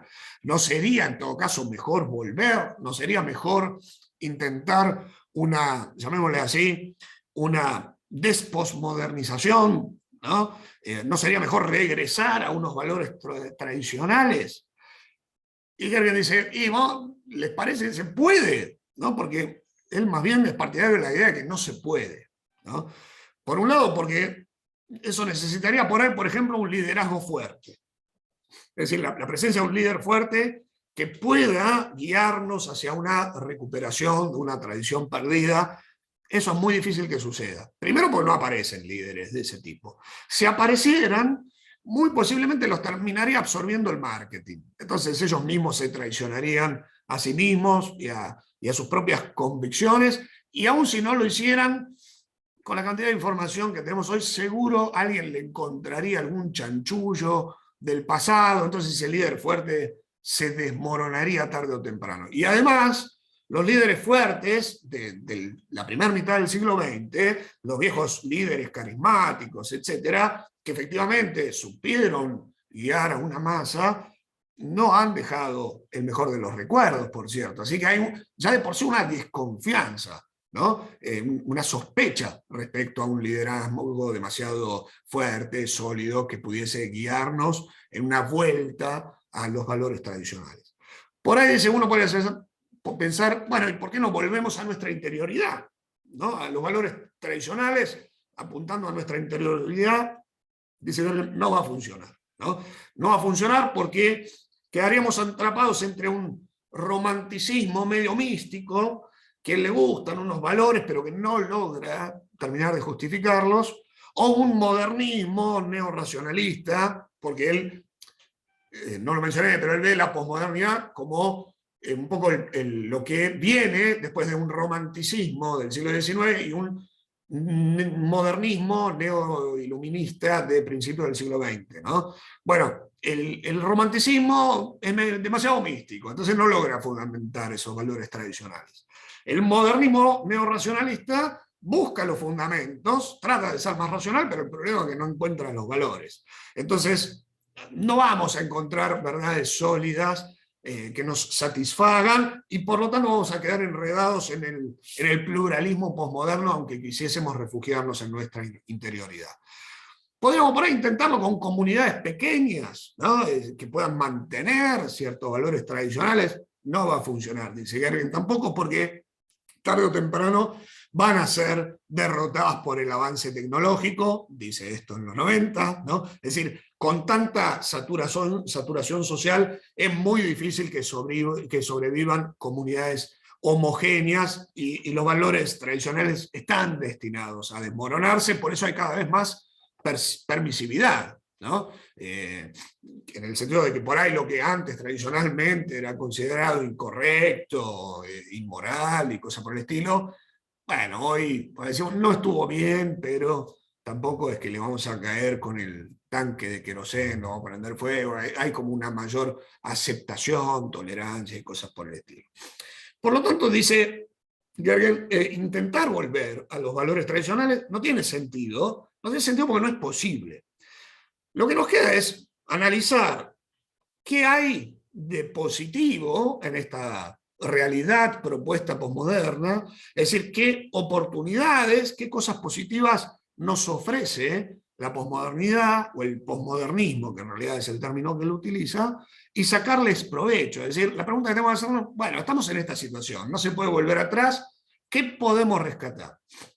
Menciona sobre todo tres cosas interesantes para reflexionar. Una es esta sospecha ante la idea de progreso moderna, ¿no? La modernidad confiaba, tenía una fe ciega en el porvenir.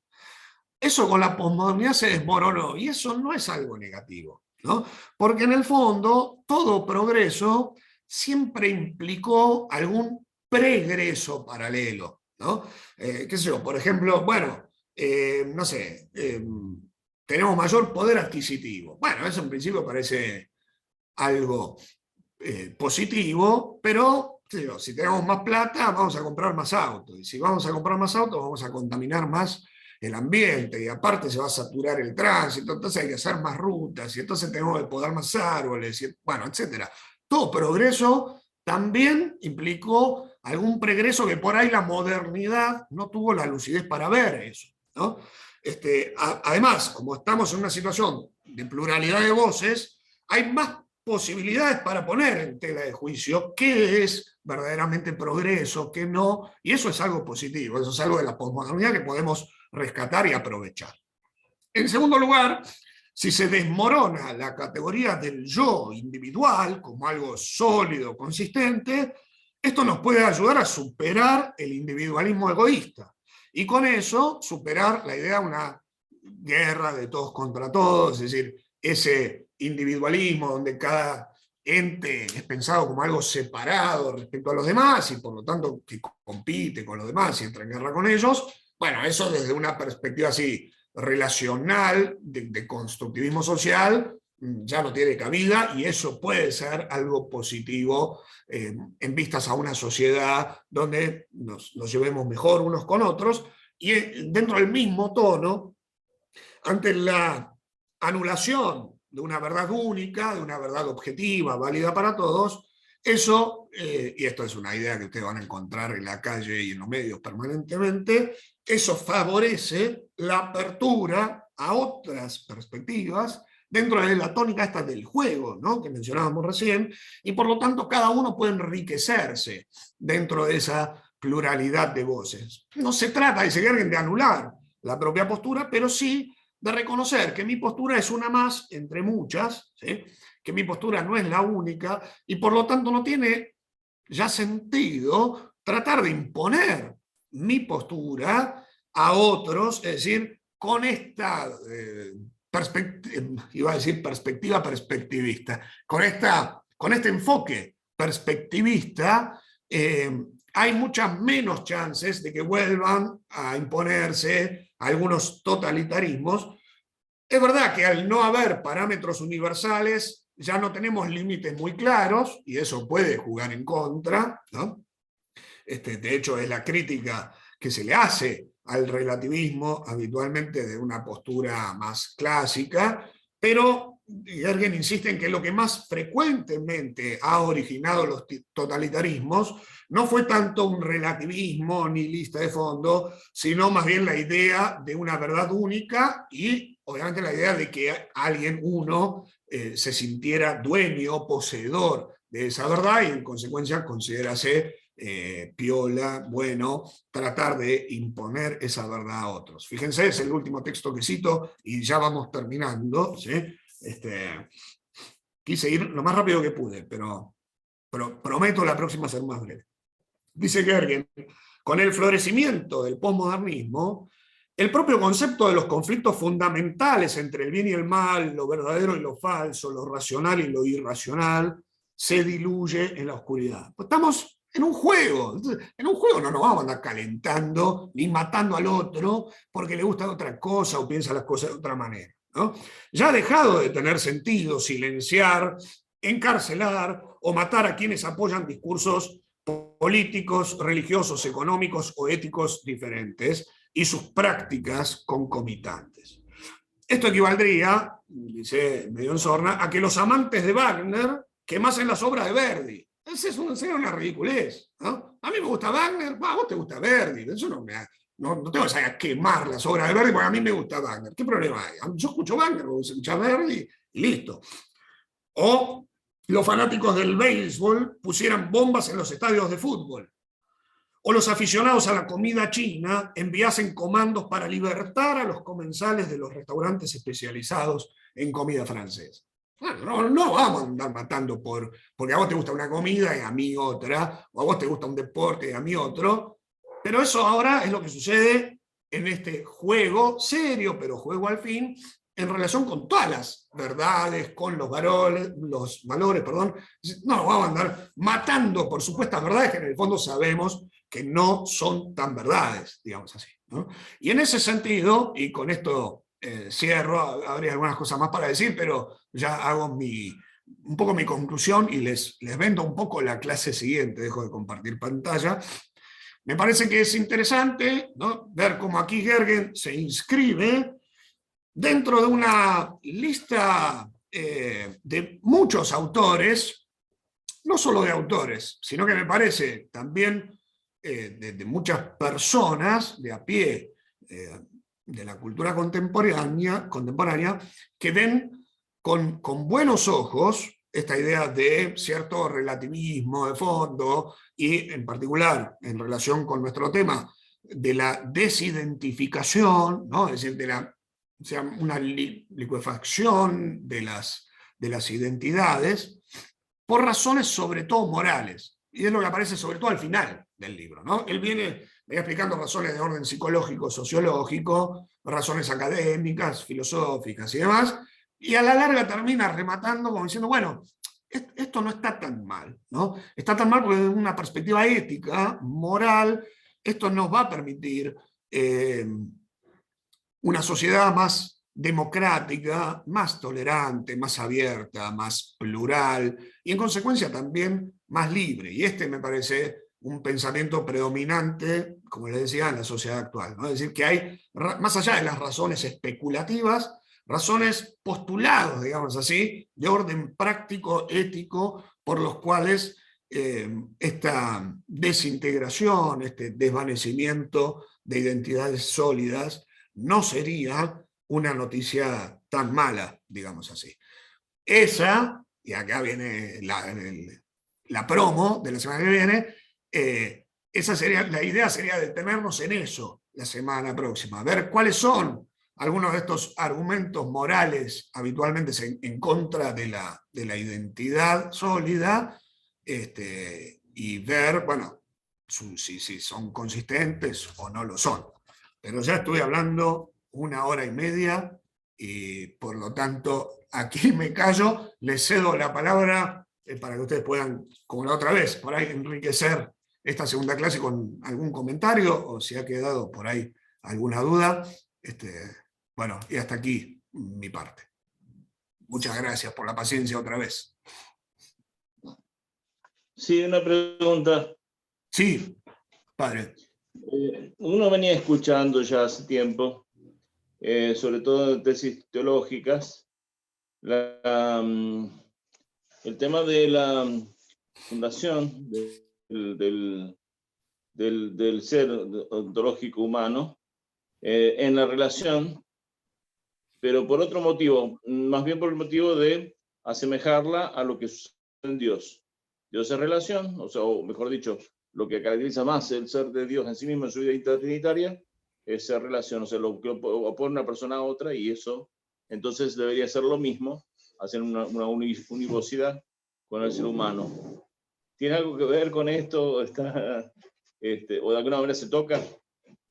Creo que sí. Yo no soy un especialista en autores teológicos, así que, pero creo que acá hay dos cuestiones interesantes para pensar, y que por ahí propuestas como las de Gergen nos abren un poco de ese panorama. Por un lado esto, ¿no? La efectiva importancia de la relación en la vida cotidiana, no como algo yuxtapuesto, digamos, a la sustancialidad. En la metafísica tradicional es un accidente, pero ya lo decíamos la otra vez, ¿no? No hay que pensar a los accidentes como algo extrínseco a la sustancia. Los accidentes son algo de la sustancia, algo que perfeccionan a la sustancia, me muevo en jerga clásica, y algo, en algunos casos, que perfeccionan muy profundamente a la sustancia. Entonces me parece que la relación ocupa ese lugar, la sociabilidad, por decir así, ocupa ese lugar,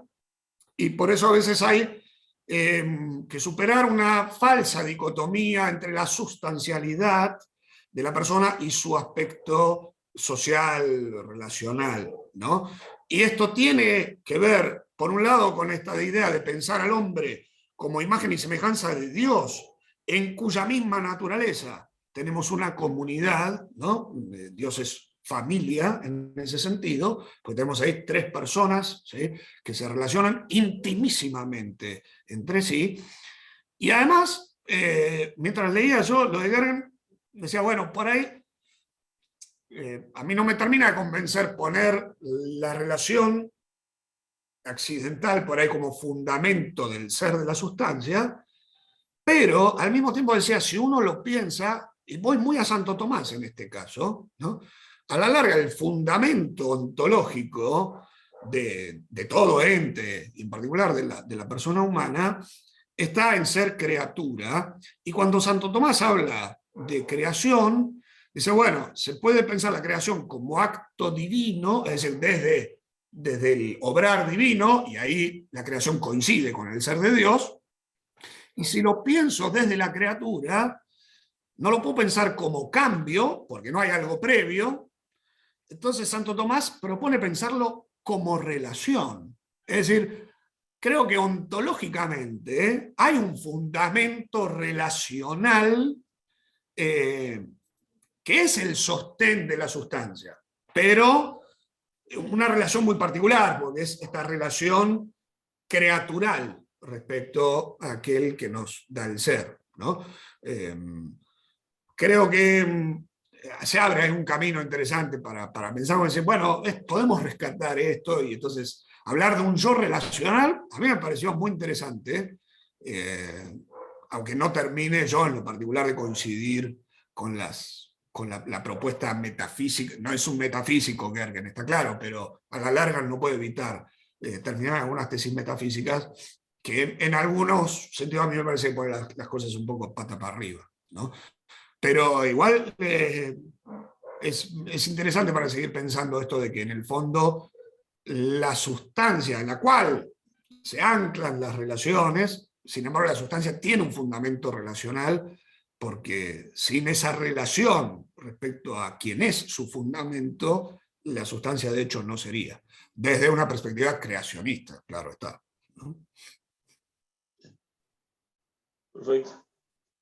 Gracias, padre, por la pregunta.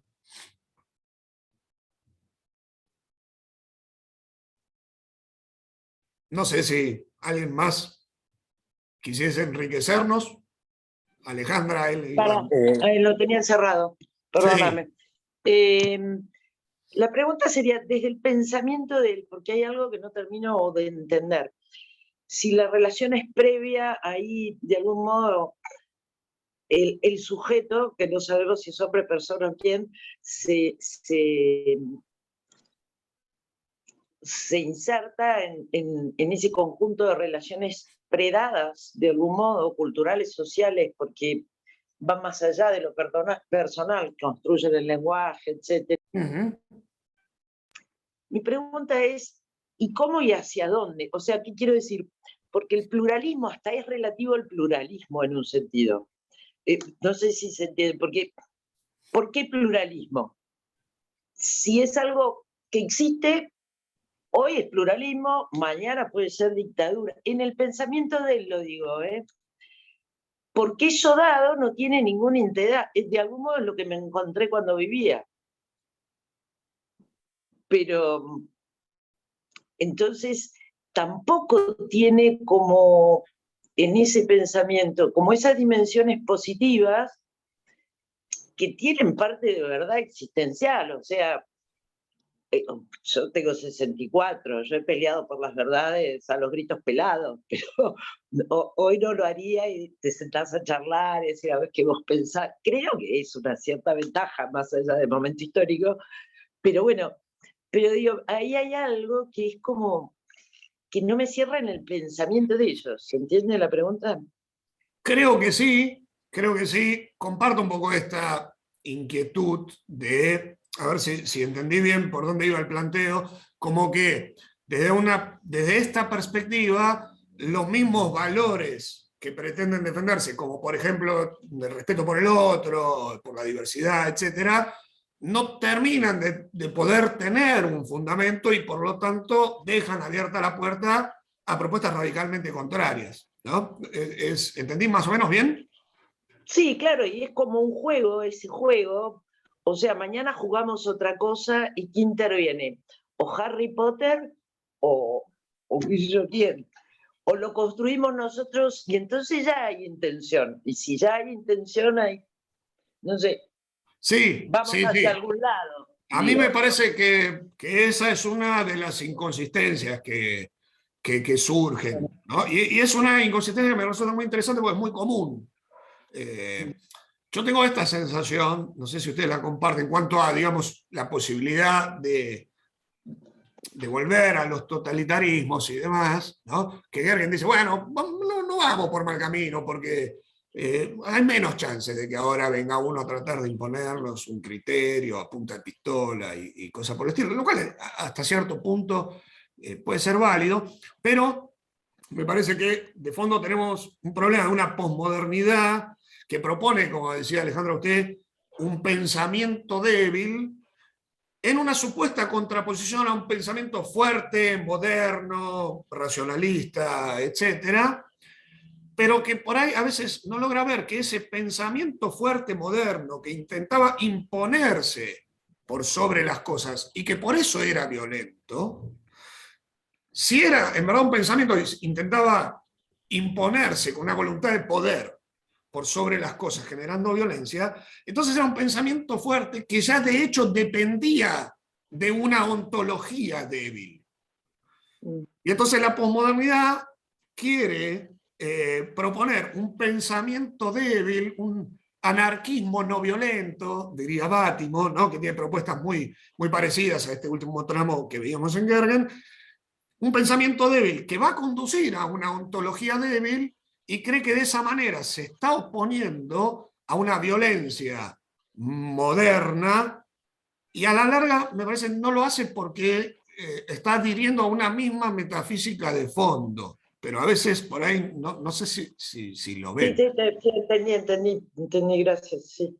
Por eso me parece que yo no soy tan optimista respecto a la imposibilidad de totalitarismos contemporáneos, por el contrario, sí creo que han adaptado otra forma, son más blandos, ¿no? Hay un autor que se llama Robert Dreher, que analiza los totalitarismos blandos, por ahí hoy no te mandan a un campo de concentración por no estar de acuerdo con una determinada idea, pero sí por ahí te quedas sin laburo, ¿no? Uno se queda sin trabajo por no estar a favor de una ideología imperante. Un docente puede perder su puesto, por ejemplo. En nuestro país más o menos, pero por ejemplo en algunos países, Canadá, digamos, y en Francia hemos tenido ya casos rimbombantes. Y también me parece que hay mucho peligro, y la próxima lo retomamos, de la posibilidad de totalitarismos encubiertos, ¿no? Los llamaría Juan Pablo II en la Centésimos Annus, si mal no recuerdo. Totalitarismos invisibles que son más peligrosos porque no se ven. Pero bueno, la próxima... que para mí, además de las consecuencias políticas que puede tener esto, y esa disolución del yo existencial, soy docente, vos también sos docente, es tremenda, hace estragos. Es como, es más existencial eso, pero decir, Dios mío. O sea, sí. que no se puede vivir sin yo, ¿viste? Sí, claro, o sea, claro. No tengo mucho argumento, no salto abajo. En concreto, los sujetos que tenés adelante, decís, no, por favor. Bueno, pero ahí está un poco el problema, porque como no se puede vivir sin un yo, si ese yo no está muy parado sobre sus propios pies, está mucho más expuesto a que otros lo pongan donde otros quieran ponerlo. Así que es un problema existencial, político a la vez, en cierto sentido. Sí. Bueno, gracias. Muchísimas gracias, Alejandra, por el comentario. ¿Puedo aportar algo? Sí, Juan, perdón, habías... No, está bien. No, yo coincido con lo que decía la profesora, y yo lo que veo que no está en juego, como dice Gergen, primero porque, como ella decía, hay un problema existencial severo en la sociedad posmoderna de hoy, las ansiedades, las adicciones, los suicidios, o sea, la gente no está feliz, es evidente, y no tiene metas, no tiene ideales.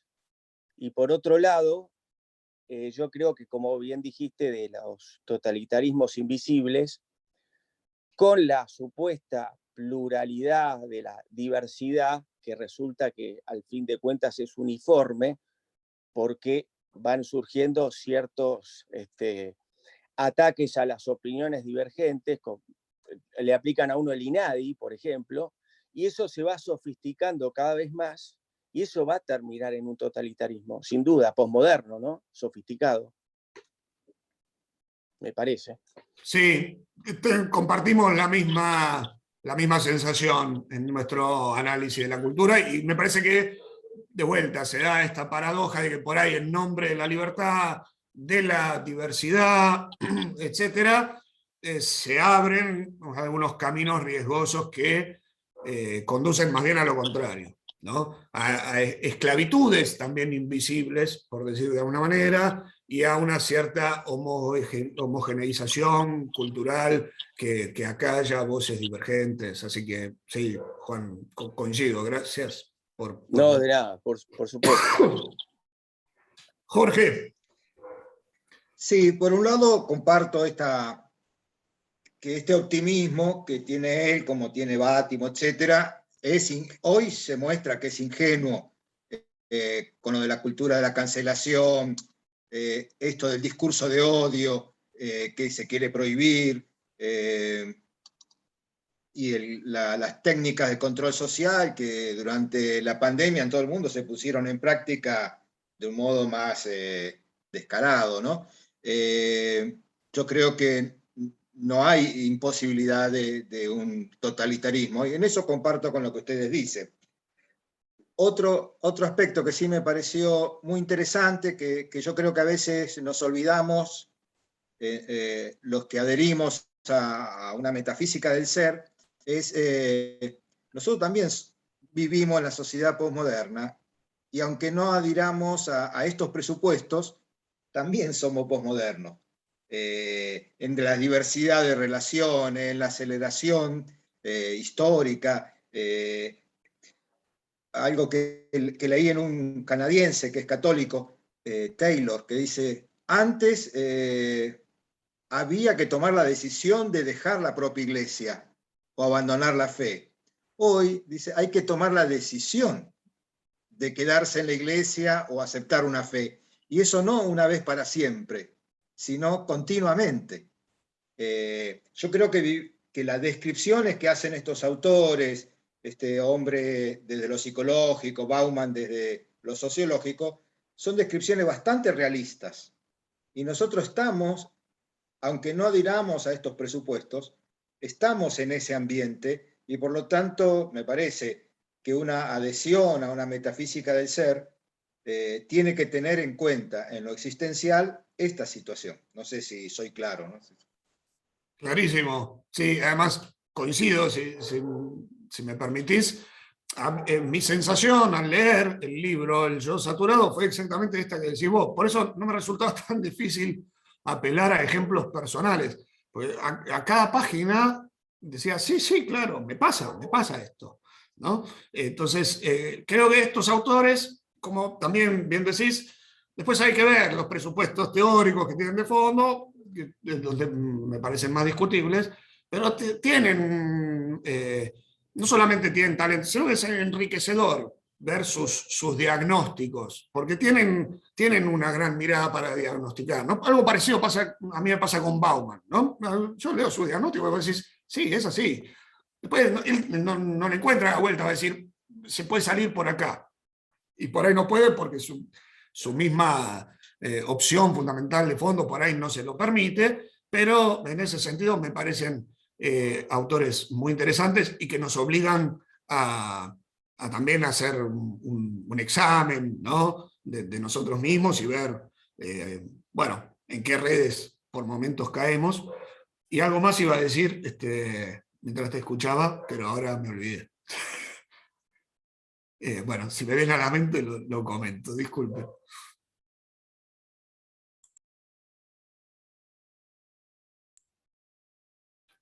Pucha, ¿qué era? Me olvidé.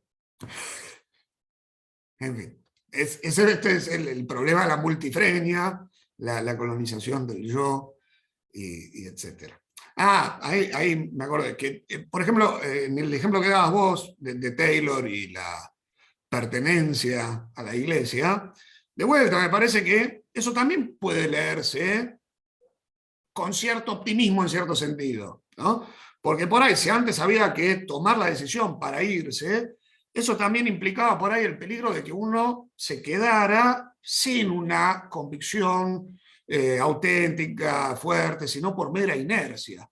En ese sentido, el hecho de que, bueno, tengamos que volver a pensarlo, pues, entiendo que resulte problemático, pero me parece también un desafío interesante que nos puede despertar, a su vez, de cierto letargo tradicionalista que también tiene sus aspectos negativos, ¿no? Yo no estoy a favor, digamos, del cambio permanente, incesante, eso ya quedó claro. Pero tampoco hay que enquistarse, ¿no? O seguir haciendo lo que uno hace porque así hay que hacerlo y todos dicen que así hay que hacerlo y uno no se lo plantea siquiera. En ese sentido me parece también una idea interesante. Me acordé, me llevó un tiempo, pero me acuerdo. Una cosita, el padre ahora Sí, sin imagen. dice, no hay que hacer el mal para que sobrevenga el bien. Entonces, está bien que hay que ver cosas positivas, me parece perfecto. Y eso es el desafío, porque Dios permite el mal para que brille más el bien, ¿no? Y entonces uno tiene la obligación también de ver cosas positivas en todas las cosas, pero teniendo en claro los conceptos, ¿no? Para no perderse. Y por ejemplo, la misma idea de juego en su origen es gratuito. O sea, cosa que no lo manejan estos autores. El juego de ellos es un juego interesado. Y por lo tanto no procura el bien del otro. No siempre lo procura. Sí, sí, puede ser. Es problemática esta categoría del juego. Trata de rescatarle cierta seriedad, Gergen, ¿no? A tono con Gadamer. Pero sí, es por lo menos problemática. Bueno, el tema de la permisión del mal, gracias, padre. Se imagina que si abrimos ese callejón, nos tenemos que quedar hasta la semana que viene.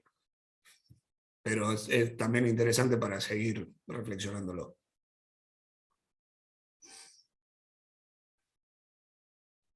Bueno,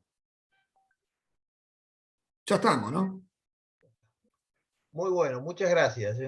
Muchísimas gracias, Gerardo, gracias por el comentario. Me hizo acordar a un comentario, ¿no? Paula del Bosco hablaba de que tanta tolerancia te lleva hasta la indiferencia con respecto a lo que le pasa al prójimo, ¿no? Que es un poco lo que decía el padre recién, porque aceptamos todo, total, ¿qué me importa? ¿Y qué me importa el otro? Y yo lo tolero en cualquiera de sus aspectos, ¿no? Sí, muchas gracias, Gerardo, y prometo decir algo muy similar a eso la semana que viene. Bueno. Hasta mañana, hasta el jueves, muchas gracias. Chao. Cariños a todos. Un Adiós. abrazo grande a cada uno, muchísimas gracias a ustedes y bueno, si Dios quiere, el jueves que viene nos reencontramos. Gracias por estar. Muchas gracias por Gracias.